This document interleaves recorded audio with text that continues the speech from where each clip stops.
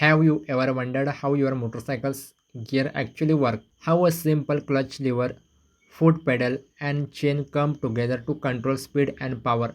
Let's break it down simply. Here's how a motorcycle transmission works.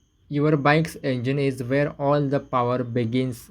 When you twist the throttle, fuel burn inside the engine and turn the crankshaft, generating rotational power, also called torque. But this power can't go directly to the wheels. That's where the transmission system comes in. The clutch acts like a switch between the engine and gearbox. When you pull the clutch lever, the connection is broken. No power flows to the gears.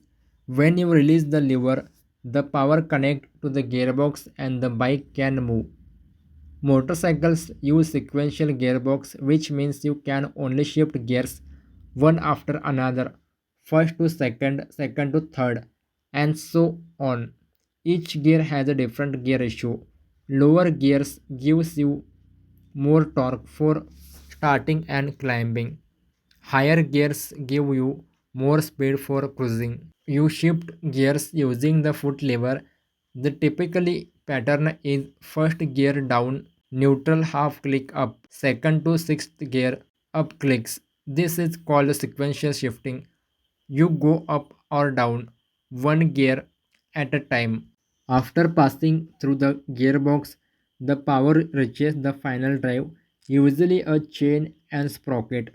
In most bikes, this rotates the rear wheel and the bike start moving forward. When you are starting the bike, you pull the clutch, shift to first gear and gently release the clutch while giving throttle. As your speed increases, you shift to higher gears. That's how you control power and speed smoothly. So that's how a motorcycle transmission works. Simple, smart and mechanical magic.